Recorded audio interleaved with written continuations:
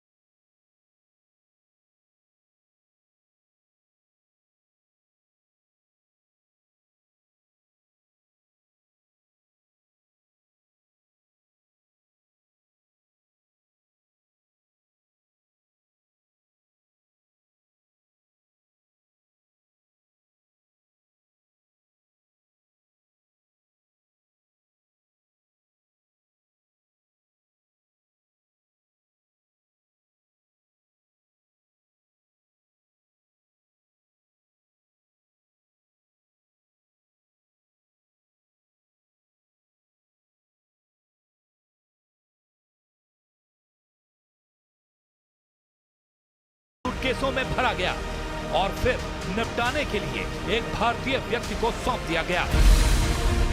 मामले की जांच कर रही बंगाल पुलिस को सीसीटीवी फुटेज से क्लू मिला है। कोलकाता पुलिस ने आशंका जताई है कि सांसद की हत्या 13 मई को ही न्यू टाउन के एक फ्लैट में की गई थी। हत्यारों ने मारने के बाद उनके शव को टुकड़े टुकड़े कर दिया।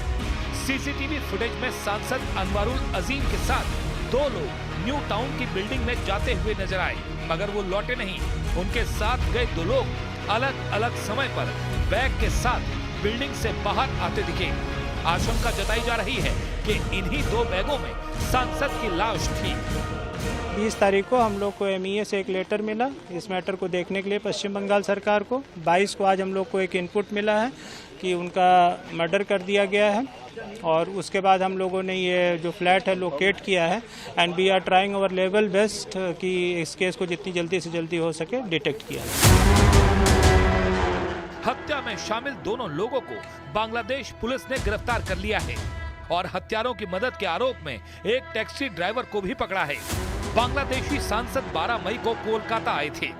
6 दिन बाद 18 मई को अनवरुल अजीम के एक करीबी गोपाल विश्वास ने कोलकाता में उनके गायब होने की रिपोर्ट दर्ज कराई।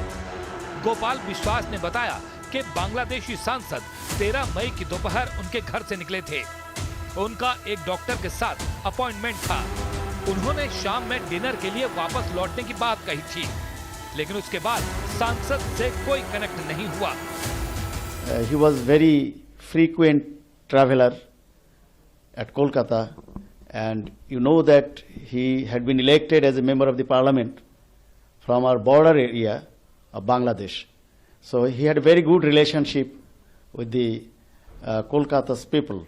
Especially he has a very close friend named by Gopal Bishwas. So maybe he came here for treatment or business purposes or any other issues. अब सीआईडी सांसद के शव की तलाश कर रही है, लेकिन इस मामले में आरोप साबित करने में मुश्किल ये है कि हत्या की प्लानिंग करने वाला बिजनेस पार्टनर बांग्लादेश पुलिस की गिरफ्त में है और जिन 2 लोगों ने हत्या की वो बिना पासपोर्ट के भारत आए थे और हत्या के बाद वापस चले गए। उन्हें भी बांग्लादेश पुलिस ने गिरफ्तार कर लिया है। इन तीनों को भारत लाए बिना हत्या का आरोप साबित करना आसान नहीं है।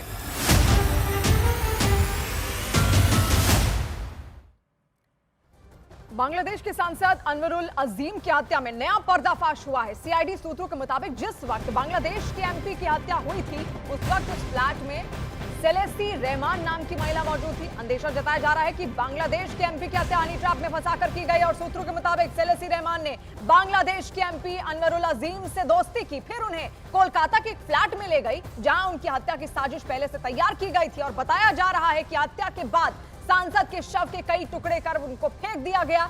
शव को टुकड़े करने के लिए जिहाद हवालदार नाम के कसाई को भी वहां पर बुलाया गया था। तो पूरी तरीके से ये प्री प्लान तैयारी थी, एक तरीके से पूरा मर्डर प्लान था।